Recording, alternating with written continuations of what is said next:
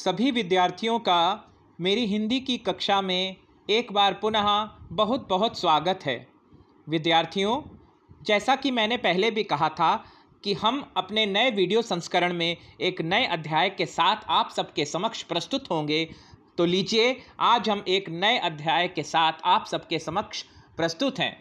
तो बच्चों, आज हम पाठ 6 आपकी साहित्य की पुस्तक से लिया गया, जिसका नाम गौमुख की यात्रा है। इसका आज हम पंक्तिबद्ध विवरण करेंगे, इसकी विवेचना करेंगे। तो बच्चों, आज हम चलते हैं गौमुख की यात्रा की तरफ। तो बच्चों, सबसे पहले ये जानना अति आवश्यक है कि ये पाठ क्या है, किसने लिखा है और किस शैली में लिखा गया है। तो विद्यार्थियों, यह पाठ यात्रा वृतांत शैली में लिखा गया है, अर्थात यात्रा का वर्णन करते हुए लिखा गया है। और इस पाठ के लेखक हैं, उनका नाम है विष्णु प्रभाकर। तो आइए बच्चों, हम चलते हैं गौमुख की यात्रा पर। अब आप पंक्तिबद्ध रूप से इन पंक्तियों को सुनिएगा, इनके अर्थ समझिएगा और यात्रा का आनंद उठाइएगा। उस रात 3 कंबलों के नीचे लेटा विनोद अपने पापा से गंगा जी, शिव जी और राजा भागीरथ की कहानियाँ सुनता रहा। ये विनोद नामक जो लड़का है, ये अपने पापा से किनकी कहानियाँ सुनता रहा? गंगा जी की कहानी कि गंगा की उत्पत्ति कहाँ से हुई, शिव जी कौन है और राजा भागीरथ कौन है, इनके बारे में, इनके वृतांत के बारे में ये अपने पिताजी से सुनता रहा। कौन सी रात? उस रात। और कैसे लेटा था? 3 कंबलों के नीचे लेटा विनोद। इसका मतलब ही यही है कि अत्यधिक ठंड होगी उस स्थान पर जहां विनोद और उसके पापा गए हुए थे, और वहां पर ठंड को मिटाने के लिए, ठंड से बचने के लिए विनोद 1 नहीं, 2 नहीं, 3 कंबलों के नीचे लेटा था और अपने पिताजी से गंगा जी की उत्पत्ति का कारण पूछ रहा था। शिव जी कौन है, राजा भागीरथ कौन है, इनकी कहानियां सुनता रहा। गंगा की जन्मभूमि गौमुख जाने के लिए ही तो वह गंगोत्री आया है। ये किस स्थान का वर्णन हो रहा है यहाँ पर? गंगा की जन्मभूमि का, यानी गंगा जहाँ से निकलती है उस स्थान को कहते हैं गौमुख। जो गंगोत्री है वहाँ से 18 किलोमीटर ऊपर की सीधी चढ़ाई जब हम चढ़ते हैं तो गौमुख नामक स्थान आता है, जहाँ से गंगा की अविरल धारा प्रस्फुटित होती है। और ये गंगा जो है, जिस दिन धरती पर आई उस दिन गंगा दशहरा मनाया जाता है, और भारत भर में गंगा जी के नदियों के किनारे मेले लगते हैं 10 दिन के। और इस गंगा दशहरा में गंगा अवतरण दिवस का हम महोत्सव मनाते हैं भारतीय संस्कृति के अनुसार। और आप सबको विद्यार्थियों पता ही होगा कि गंगा स्वयं स्वर्ग से उतरकर एकाएक पृथ्वी पर नहीं आई। अगर एकाएक पृथ्वी पर आ जाती तो पृथ्वी उनका भार वहन ना कर पाती और सीधा गंगा पाताल लोक में चली जाती। तो ऐसी स्थिति से बचने के लिए भगवान शिव जी ने गंगा को अपनी जटाओं में धारण किया, और राजा भागीरथ की तपस्या के कारण गंगा का अवतरण पृथ्वी पर हुआ।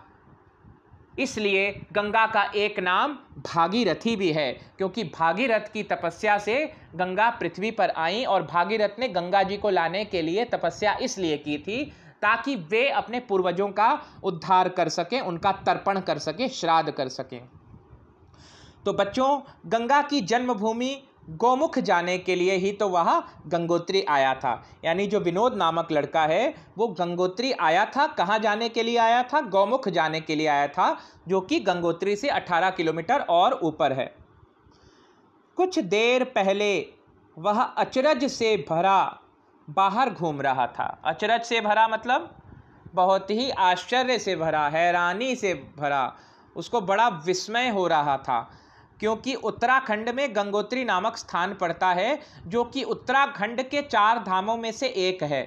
पहले धाम का नाम है गंगोत्री, दूसरे धाम का नाम है यमुनोत्री, तीसरे धाम का नाम है बद्रीनाथ और चौथे धाम का नाम है केदारनाथ। तो गंगोत्री, यमुनोत्री, बद्रीनाथ और केदारनाथ ये उत्तराखंड के 4 धामों में से एक हैं। और इसी धाम में एक धाम है, इन धामों में एक धाम है गंगोत्री, जहाँ ये बच्चा अपने पिताजी के साथ गौमुख देखने के लिए आया था। कुछ देर पहले वह अचरज से भरा बाहर घूम रहा था। दूर दूर तक आदमी का पता नहीं था, क्योंकि ऐसी विहंगम जगहों पर, ऐसे विहंगम स्थानों पर, ऐसे दुर्गम क्षेत्रों में आम इंसान जल्दी नहीं पहुंच पाते हैं, क्योंकि वहां अत्यधिक ठंड होती है। और ऐसे स्थानों में जाने के लिए आपके फेफड़े अच्छे होने चाहिए, आपके स्वास्थ्य की स्थिति बढ़िया होनी चाहिए, तब कहीं जाकर आप ऐसे स्थानों को देख सकते हैं या उनका आनंद ले सकते हैं। वहाँ दूर दूर तक आदमी का पता नहीं था।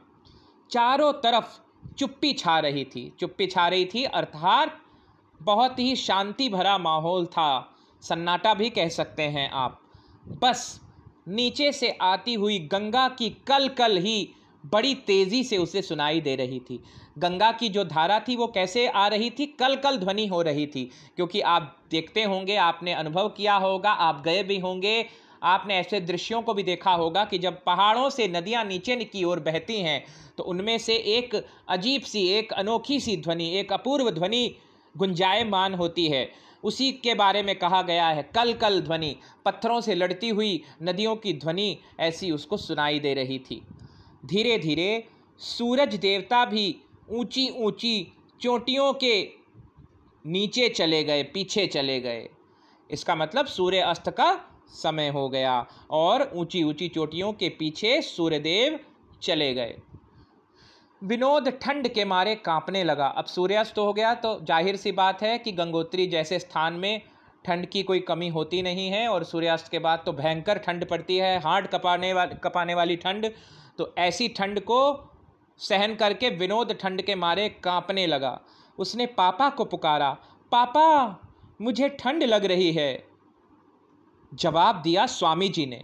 पुकारा उसने पापा को और जवाब दिया स्वामी जी ने, जो कि इनके साथ आए हुए थे इनको घुमाने के लिए, गौमुख की यात्रा के लिए।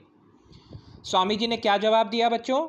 आओ विनोद, अंदर आ जाओ, दूध तैयार है। वे यहाँ स्वामी सुंदरानंद के ही तो मेहमान हैं। ये दोनों लोग कहाँ रुके थे? स्वामी सुंदरानंद जी के आश्रम में रुके थे और इनके ही मेहमान थे। स्वामी जी यही रहते हैं। आपको पता होगा, बड़े बड़े महात्मा, बड़े बड़े ऋषि, बड़े बड़े साधु महंत संत गंगोत्री नामक स्थान पे वास करते हैं। ऊंचे ऊंची चोटियों में, हिमालय के कंदराओं में वास करते हैं। क्यों? ताकि वहाँ उनको शांति सहज में ही उपलब्ध हो सके और उनकी ध्यान और समाधि में कोई विक्षेप उत्पन्न ना हो। इसलिए स्वामी सुंदरानंद ऐसे स्थान पर निवास करते थे। वे विनोद के पापा के अच्छे मित्र हैं।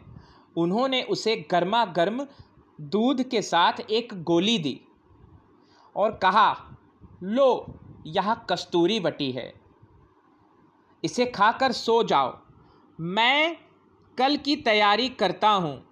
ये कस्तूरी वटी बच्चों मैं आपको बताना चाहता हूँ, कस्तूरी वटी में कस्तूरी का एक अंश होता है और यह कस्तूरी जो होती है हिरण के पेट में पाई जाती है, जो कि बहुत ही अति दुर्लभ वस्तु है, अति दुर्लभ औषधि है। और ये जब हिरण के पेट से निकाली जाती है तो ये कई दवाइयों में इसका उपयोग किया जाता है, जो कि शरीर को गर्माहट देने के लिए काम में लाई जाती है।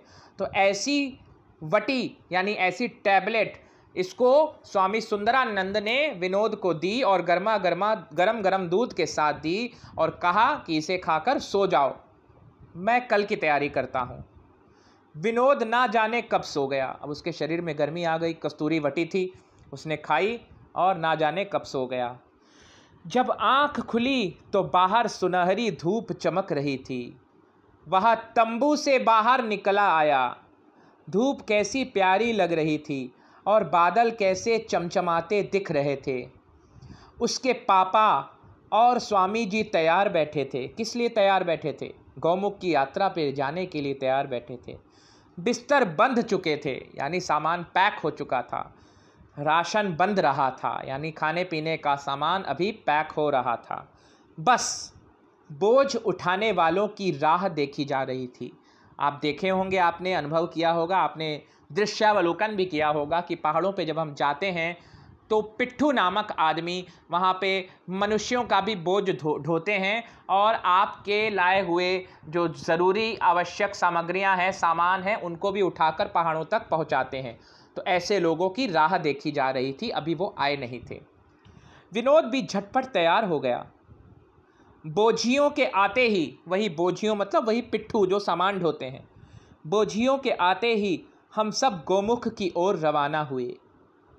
रास्ता चढ़ाई का था और संकरा इतना कि ज़रा पैर डगमगाया तो पाताल में बहती गंगा में ही शरण मिले। रास्ता कैसा था? अत्यधिक संकरा, मतलब बहुत पतला रास्ता था, और ज़रा सा अगर पैर फिसला नहीं कि आप पाताल में बहती गंगा के में ही शरण में चले जाएंगे और गंगा सीधा आपको स्वर्ग पहुंचा देगी। आपको समझ आ गया होगा कि कितना विहंगम दृश्य होगा और कितना दुर्गम स्थान होगा और कितना भयावह स्थिति भी रही होगी कि ऐसे स्थान पर जाने के लिए बहुत ही हिम्मत की आवश्यकता होती है। तो बच्चों, आपने ये देखा कि ये 3 लोग हैं, सुंदरानंद स्वामी जी, विनोद और उसके पापा। ये तीनों अब कहाँ निकल पड़े हैं? गौमुख की यात्रा पर निकल पड़े हैं। रास्ता कैसा है? चढ़ाई का है, संकरा है, और जरा सा पैर अगर डगमगा गया तो पाताल में बहती गंगा में ही शरण मिल सकती है और कहीं पैर टिकाया नहीं जा सकता। इसलिए बहुत ही खतरनाक रास्ता है। तो बच्चों, आज के लिए इतना ही। अगले वीडियो संस्करण में हम सब बिस्तर पैक कर चुके हैं, सामान बांध चुके हैं, राशन हमारा बंध चुका है और हम गौमुख की यात्रा पर निकलने जा रहे हैं। तो बच्चों, अगली वीडियो संस्करण का आप इंतज़ार कीजिए, प्रतीक्षा कीजिए। तब तक के लिए धन्यवाद। मैं अपनी वाणी को यहीं पर आज विराम देता हूँ।